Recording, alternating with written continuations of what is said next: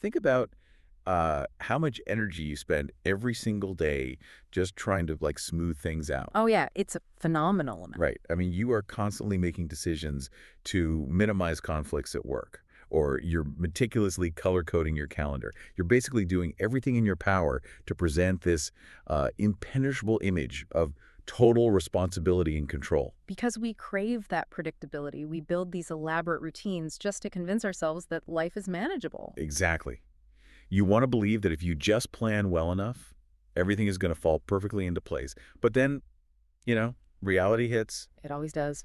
Despite all those color-coded calendars, you realize you can't actually predict the outcomes of your choices. You take a job thinking it's the perfect stepping stone, Yeah. and bam, it traps you. Right. Or you try to fix a relationship problem and you accidentally sow the seeds for a much, much bigger disaster down the road. Yeah, and it leaves you feeling completely overwhelmed by the daily exhaustion of decision-making. Which generates this staggering amount of background anxiety. I mean, we are trapped in this societal expectation that we are supposed to be the master commanders of our fate. While our actual lived experience constantly reminds us that we are, essentially navigating blindfolded. Exactly. And that tension, that exact crushing feeling of being overwhelmed by a complicated world, is what we are unpacking today. We're doing a deep dive into the Stanford Encyclopedia of Philosophy, Yeah. specifically their entry on the Chinese philosophy of change. It's a brilliant entry, really. It really is. And what we found completely flips the script on what most people think they know about one of the oldest texts in human history, the Yijing, or the Book of Changes. Because pop culture usually treats it as this mystical fortune-telling manual. Right. But the mission of our deep dives today is to see how it evolved into a profound, rational framework for navigating a world of constant chaos and doing it with actual dignity. Okay, let's unpack this because it is a crucial reframing. The ultimate purpose of the changes is actually not to hand you magical answers to your problems. Wait, it's not. No, not at all. It is designed to alleviate that self-inflicted anxiety by forcing you to confront the exact limits of your own control.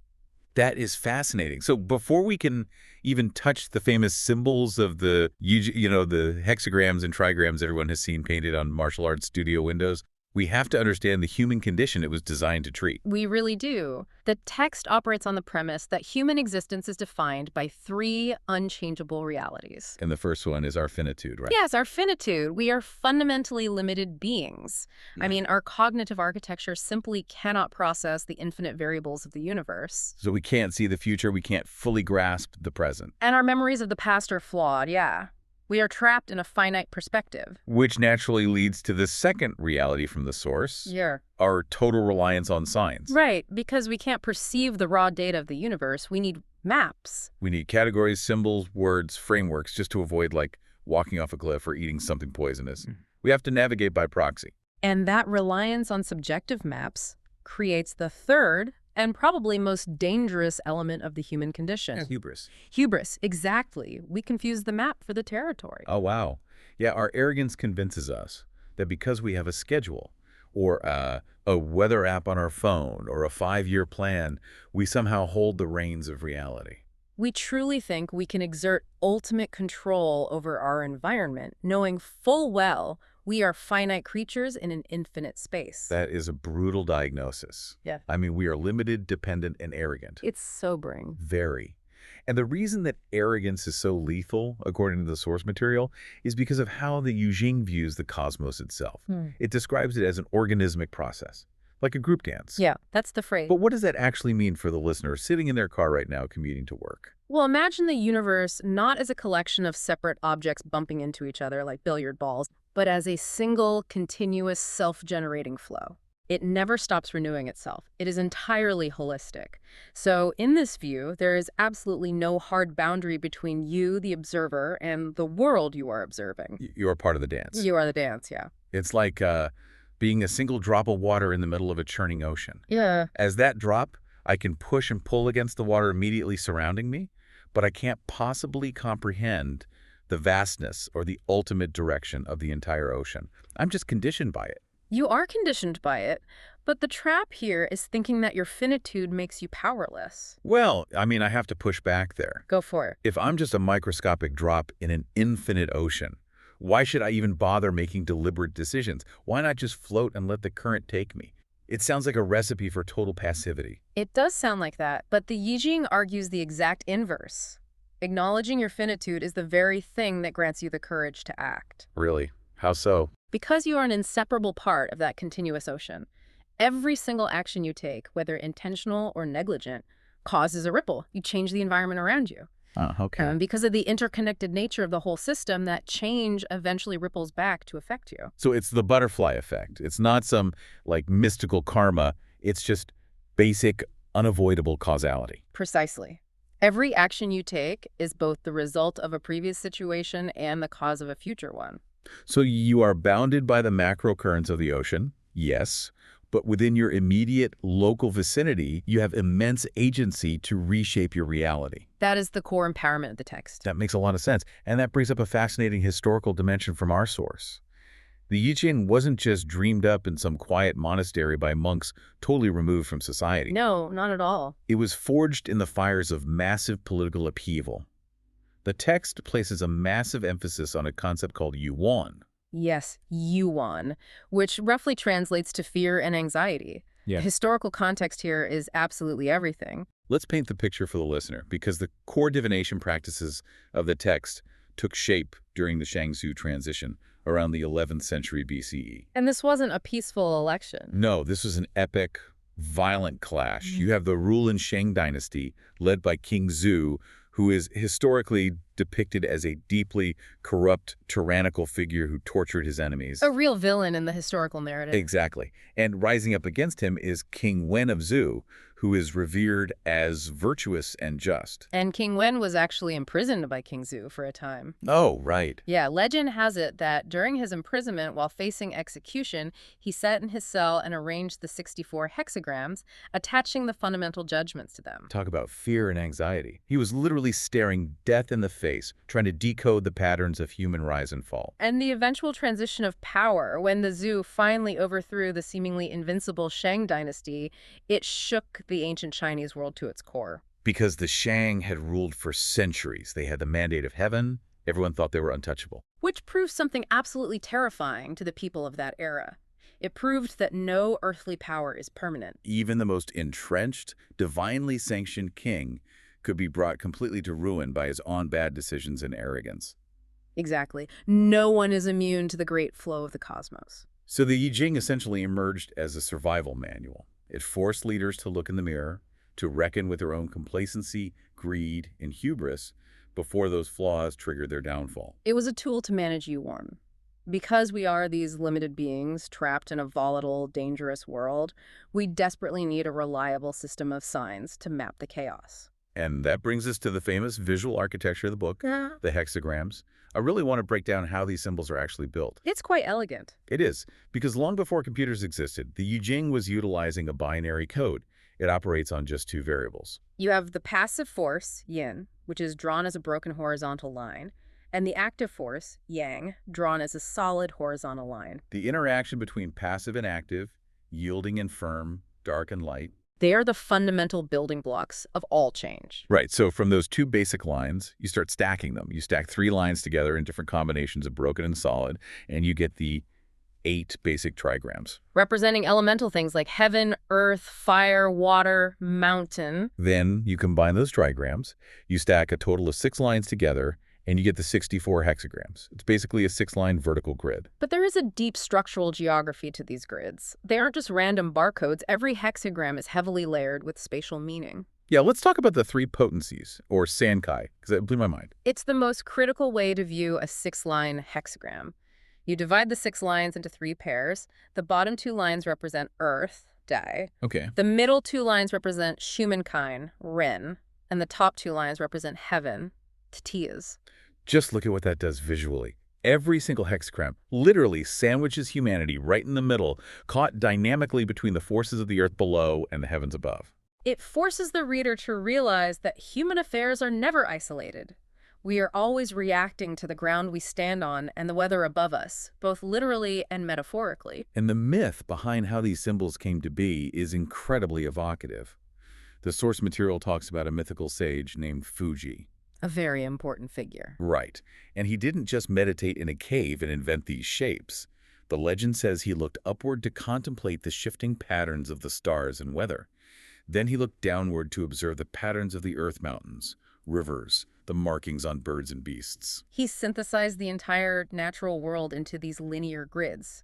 The text describes it as an attempt to enter into connection with the virtues of the light of the gods and to regulate the conditions of all beings. He was basically trying to build a universal translator for reality. That's a great way to put it. And the mythology takes it a step further. After Fuji, you get the divine husbandman, another legendary ruler.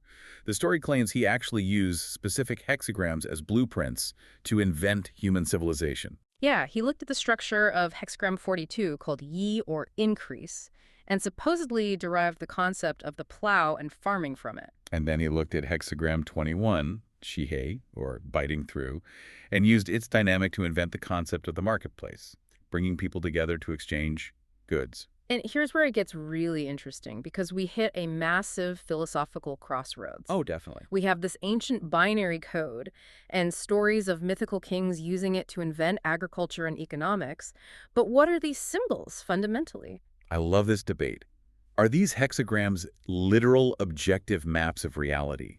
Like, if I cast a hexagram, is it giving me a perfectly accurate one-to-one representation of the physical world? I'm going to clarify the terminology here, because what you're describing is the copy theory of representation. Copy theory, okay. If you subscribe to copy theory, you believe these hexagrams are like a satellite photograph. You assume there is a completely objective, stable reality out there, and the hexagrams are flawless mirrors of that reality. So in this view, the power of the Yijing comes from its literal accuracy. Like the Fuxi legend implies, he saw the literal earth and copied it down perfectly into broken and solid lines. Exactly. But our source introduces a profoundly different way to look at it, bringing in the 20th century philosopher Ernst Cassirer and his philosophy of symbolic forms. Bridging an ancient Chinese oracle with a 20th century German philosopher, I am here for this. Let's dig into Cassirer. Cassirer argued that the objective universe is infinitely complex, fluid, and vast. The human mind simply cannot ever apprehend it directly. Because of our finitude. Right. Therefore, the symbols we create, whether it's the English language, a painting, or a hexagram, are not objective copies of reality. They are subjective schemas. Conceptual buckets. Yes. They are conceptual buckets we invent to give ourselves a manageable interface with the chaotic world. Think about a subway map.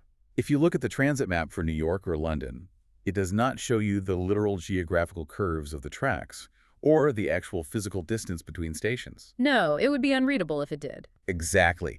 It wildly distorts physical reality to create a clean, color-coded diagram so your finite brain can actually figure out how to get from point A to point B. The subway map analogy is perfect.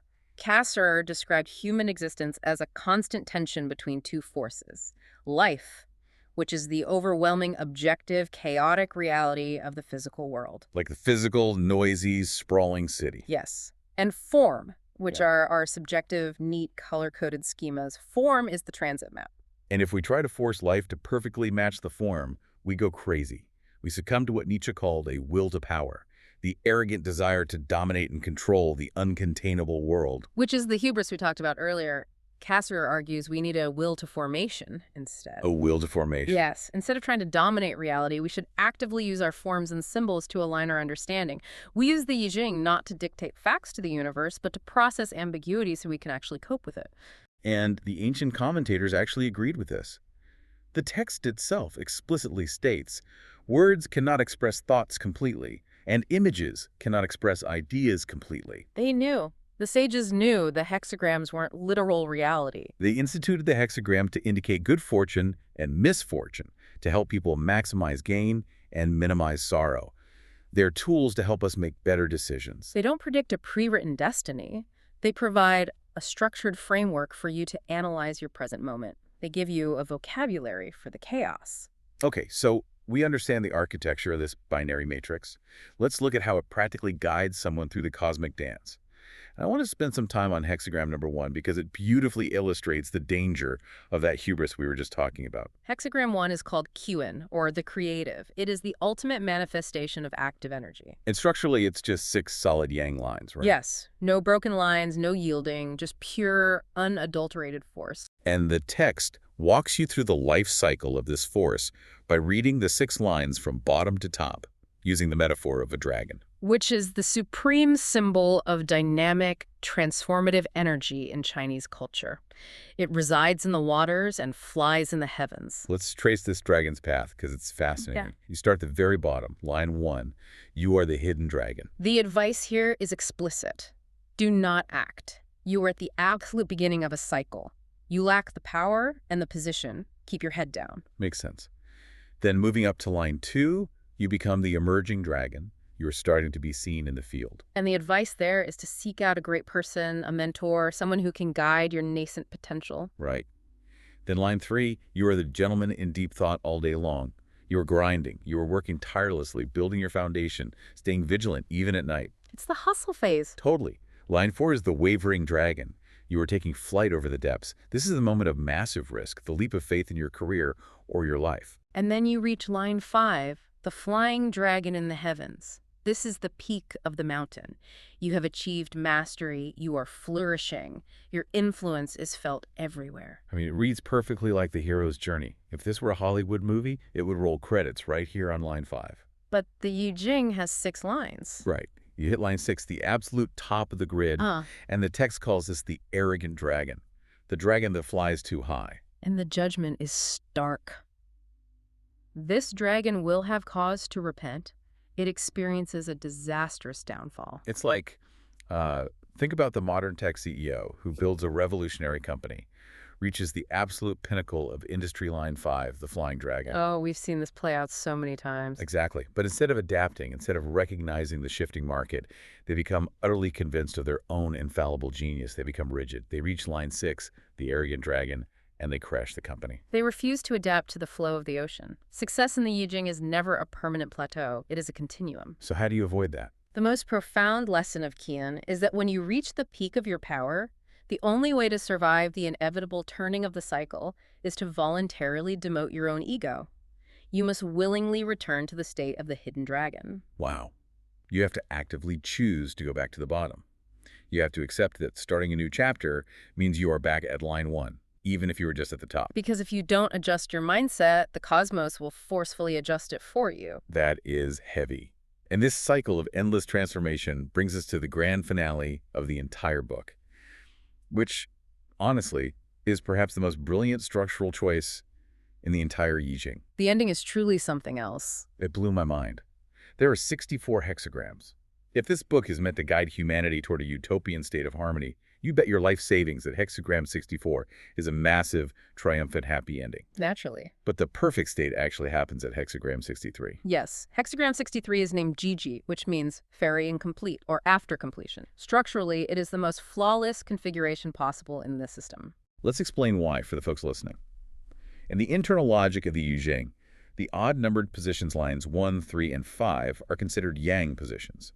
They should ideally hold solid lines. Right. And the even-numbered positions 2, 4, and 6 are yin positions and should ideally hold broken lines. And in Yijing, hexagram 63, that is precisely what happens.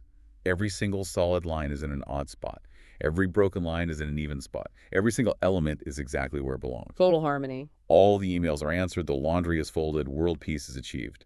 If the book ended on 63, the message would be, history has a finish line. You can permanently solve life. But as we've established, the group dance never stops. Ending on 63 would be a lie. It would represent a static, dead universe. So the book ends on hexagram 64 called Yijing, which translates to ferrying incomplete or before completion. And Yijing looks like an absolute train wreck. It really does. It is the exact structural inversion of 63. Every yang line is in a yang spot, and every yang line is in a yin spot. Every single piece is out of place. The source text makes a really visceral comparison here. It says Yijing looks like the world during the absolute height of the COVID-19 pandemic. That analogy lands perfectly. I mean, think of the globe in 2020. Supply chains were shattered, travel bans locked people in the wrong countries, essential workers were displaced, hospitals were overflowing. Nothing was operating in its proper intended position. Exactly. But why on earth is that the final message of a wisdom text? Why end a brilliant philosophical book on a picture of total displacement? Because Ouija is overflowing with vital potential. Even though all the lines are in the wrong positions, they still perfectly correspond to one another across the hexagram. Oh, interesting. The internal relationships are still intact, just like the global supply chains during the pandemic. The factories were shut down, but the underlying infrastructure of global trade didn't evaporate. The knowledge and the connections were still there. Yes, and the moment the constraints lifted, the system possessed the latent energy to roar back to life. So chaos is not the end. Being out of position is not a permanent failure. No, Ouija teaches you that the quest for a better society, or just personal equilibrium, is an endlessly open process. The very second you achieve the perfection of Gigi, you are already transitioning back into the messy, unresolved potential of Ouija. It completely shatters the illusion of a permanent arrival. Life is simply the act of navigating the incomplete ferrying over and over again. Okay, so the core text explicitly warns us. Change is constant, perfection is an illusion, and hubris will destroy you. But human beings hate uncertainty. We want control. We crave it. And when you mix the anxiety of uncertainty with massive political power, things get wild. Let's look at the first of three major historical eras of interpretation, starting with the Han Dynasty. The Han Dynasty lasted from roughly 202 BCE to 220 CE. This was a monumental era. China was unified into a sprawling, complex empire. But the ruling class faced a massive ideological problem. They did. Imagine you're the emperor. You've just consolidated power over millions of people. The absolute last thing you want to hear is that the universe is a constant flow of unpredictable change. You want a narrative of permanent, unshakable stability. So the Han scholars developed what's known as the images and numbers school. They needed to legitimize absolute imperial rule.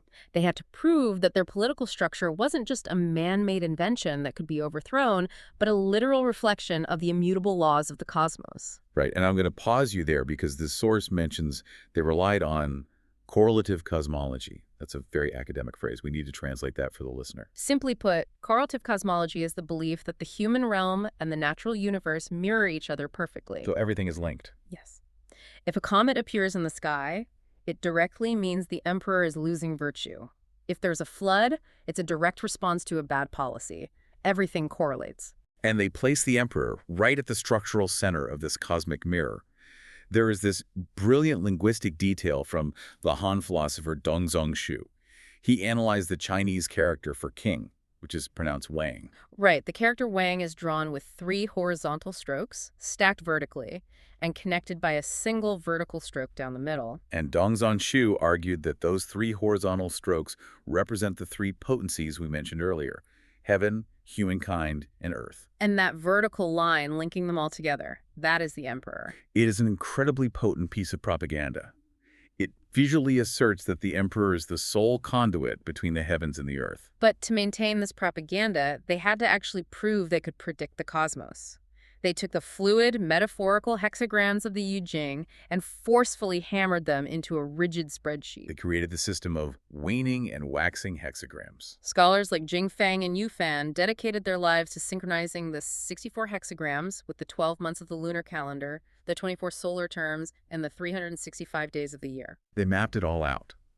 They assigned 12 specific hexagrams to the 12 months, tracking the mathematical rise and fall of yin and yang. Like the 11th month gets the hexagram fu or return, the 4th month gets Kain, the creative. They constructed a flawless, unbroken wheel of time. It was the ultimate psychological defense mechanism. If you can map the entirety of cosmic change to a predictable calendar, you eliminate uncertainty. But here's the problem with forcing the universe into a spreadsheet.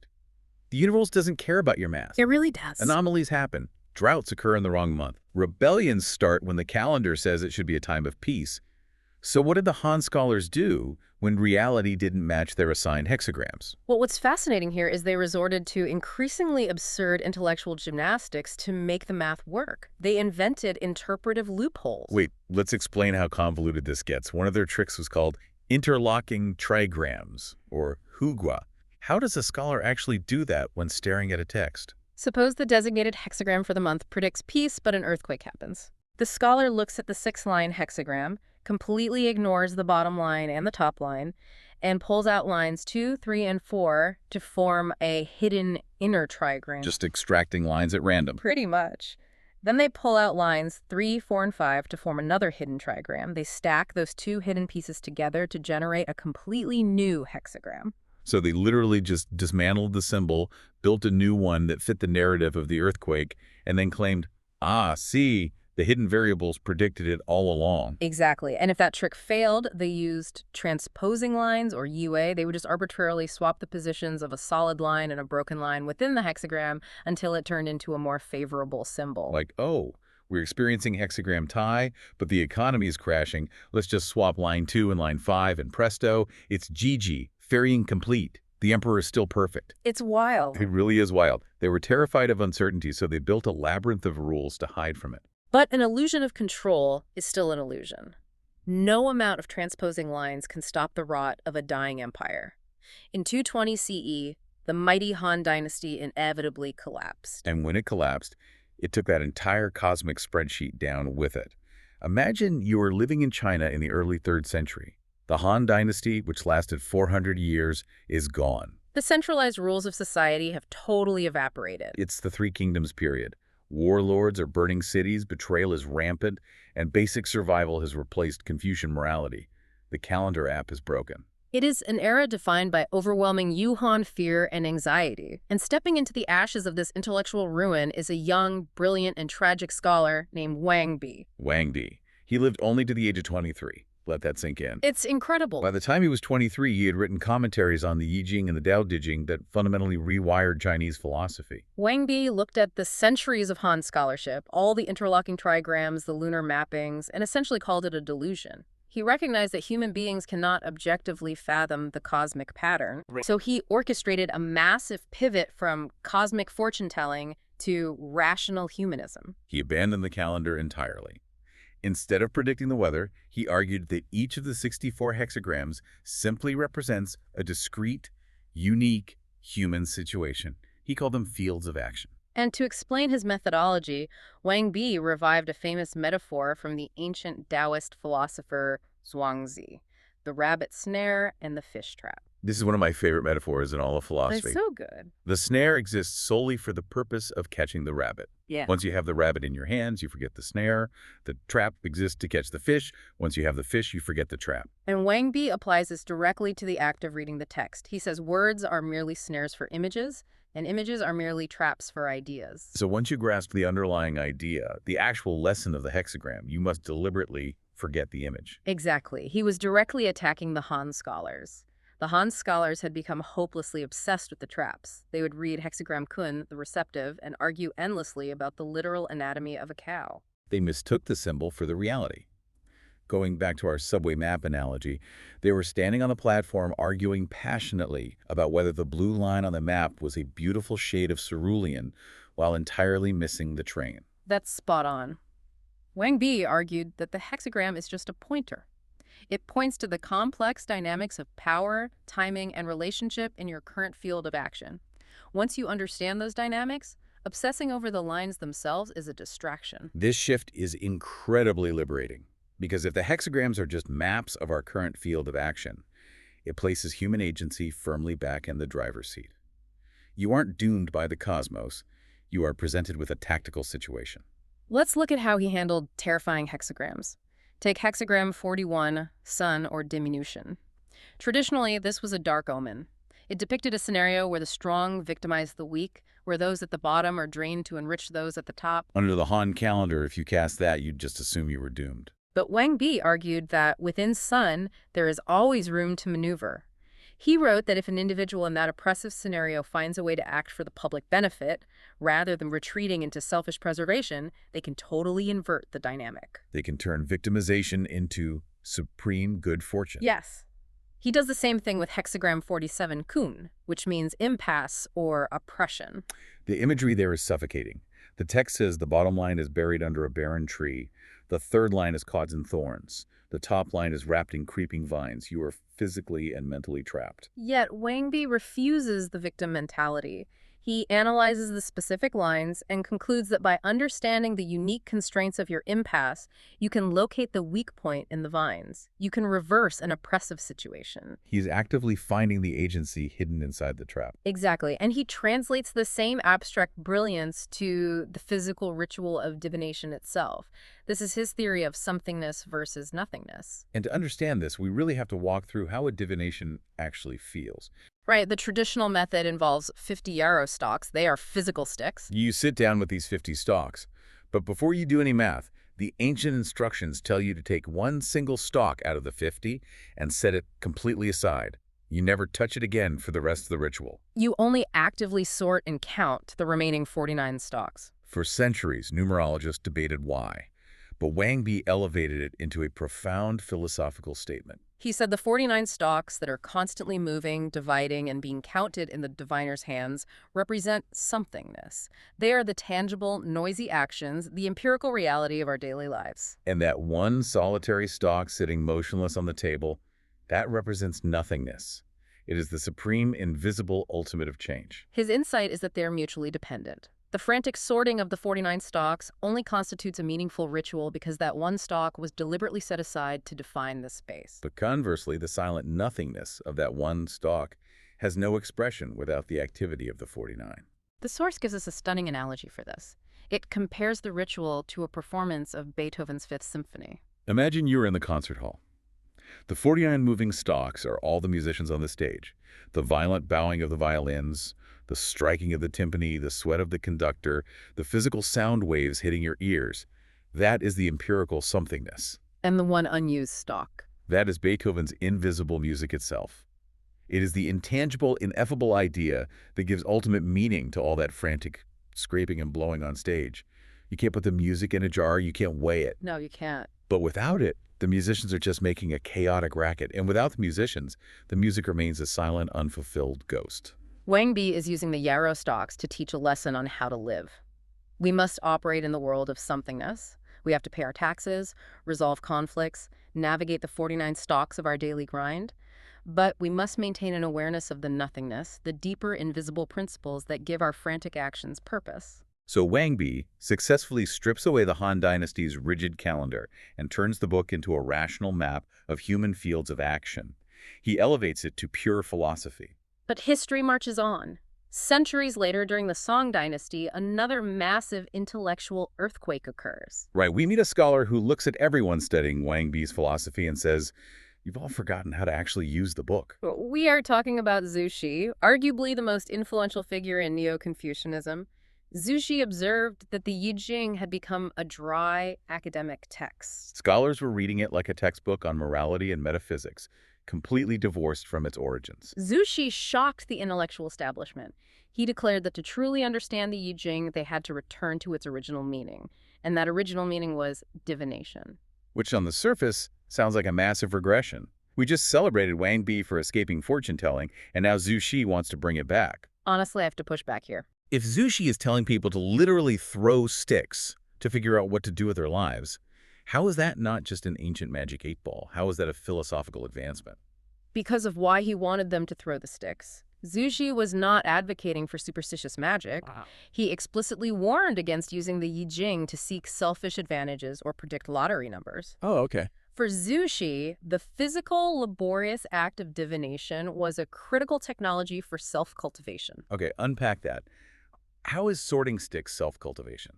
Think about the psychological state of someone seeking an oracle. Yeah. You are at a crossroads. You are anxious, vulnerable, and your mind is chaotic. Yeah, you're stressed. The divination process with the yarrow stalks is intentionally slow and highly structured. It takes time. Zhu Xi viewed this ritual as a mandated, deliberate pause. It forces you to stop frantically reacting. It's a circuit breaker for anxiety. Yes, exactly. It forces you to still your turbulent thoughts and become acutely sensitive to the present moment. He called it learning to respond to incipient change, catching the absolute faintest whispers of a shifting situation before it manifests into a full-blown crisis. Because he reframed the book as an intimate, personal tool for the individual mind, he completely changed how some of the most famous hexagrams were read. The historical case study for this is fascinating. Hexagram 49, G, and hexagram 50, Ding. Let's look at how they were traditionally understood. A translates to radical change or revolution. It represents the destructive, necessary phase of toppling a corrupt tyrant. It is the burning down of the old order. And it is immediately followed in the sequence by ding, which means the cauldron. The hexagram's lines actually look like a literal cauldron with legs at the bottom and handles at the top. Right, and the cauldron represents the constructive phase, establishing the new order, cooking the sacrificial food to nourish the people after the revolution. For centuries, scholars read Yi and Ding chronologically as a grand political playbook for regime change.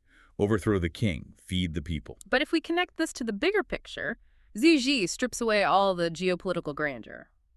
How does he apply revolution and cauldrons to a random person casting a hexagram in their study? He internalizes them. He reads them as intimate psychological crucibles. Let's take the judgment text of Ye Revolution. The ancient text states that if you enact radical change, it leads to the disappearance of remorse. The old scholars thought that was a guarantee. Overthrow the king and you won't regret it. But Zhu Xi counters that the disappearance of remorse is not a cosmic guarantee of success. It is entirely provisional. It depends 100% on the sincerity and the hidden motives of the person asking the question. Oh, wow. So if I ask the Yijing if I should, blow up my career or get a divorce, and I cast Ji, it's not giving me permission. No, it is interrogating you. Zhu Xi says that if your motives for seeking this radical change are selfish, greedy, or vindictive, your remorse will not disappear. In fact, it will multiply. The oracle forces you to look at your own shadow. Exactly. And he applies the same logic to Ding, the cauldron. Instead of reading the lines as a blueprint for societal reconstruction, he reads each line as a personal moral test. He makes it about your internal integrity. This reveals the core engine of Zhu Xi's philosophy. He believed that within the mind of every human being, especially in that split-second moment of making a difficult choice, a silent war is being fought. The battle of the mind. The battle of the mind. It is a violent struggle between what he called the human mind, which is inherently driven by selfish desires, biases, and short-term biological wants, and the mind of the Tao, which is pure, highly perceptive, and perfectly aligned with the deeper ethical principles of the universe. So the deliberate pause of the divination ritual, that is the battlefield. The Yijing isn't feeding you an answer to your problem. It is creating an artificial space that allows the mind of the Tao to rise up and defeat your selfish human mind before you act. That is the genius of Zhu Xi. He democratized the Yijing. It was no longer the exclusive property of emperors trying to map the cosmos, or elite scholars analyzing geopolitical fields of action. He turned it into a daily book of life for the common person struggling to make ethical choices in a confusing, noisy world. It is genuinely incredible to trace how this one text morphed to treat the specific anxieties of totally different eras. Let's pull this all together. We've explored 3 radically different historical interpretations, and every single one was an attempt to cure the exact exhaustion and anxiety we talked about at the beginning of the show. The Han Dynasty attempted to cure their anxiety through control. They mapped the cosmos to a rigid calendar, trying to force an illusion of total predictability. Which failed. So Wang Yi stepped into the wreckage and abandoned the calendar. He used the text to map human fields of action, teaching us to locate our personal agency even when trapped in oppressive situations. And finally, Zhu Xi utilized the actual tactile ritual of divination to master his own psychology, transforming the terror of decision-making into a crucible for self-improvement. And yet, despite all those shifts, they all point back to the central diagnosis. The universe is an endless group dance. It is self-generating, and it will never stop changing. We have to internalize our finitude. We are drops in a massive ocean. We must remain humble in the face of that complexity. But, and this is the vital takeaway, we cannot be passive. We have to make choices. The ultimate lesson of the Yijing is that we shouldn't be seeking a magic book to perfectly predict the future. We should be cultivating the dignity, the mental flexibility, and the courage to face absolutely whatever happens. We are conditioned by the ocean, but we are also active participants reshaping the currents around us. We are forever ferrying across the river, and the ferrying is never truly complete. So tomorrow, when you open your laptop and you start trying to smooth out all those irregularities, trying to force that perfect image of total control over your life, I want to leave you with one final thought to mull over.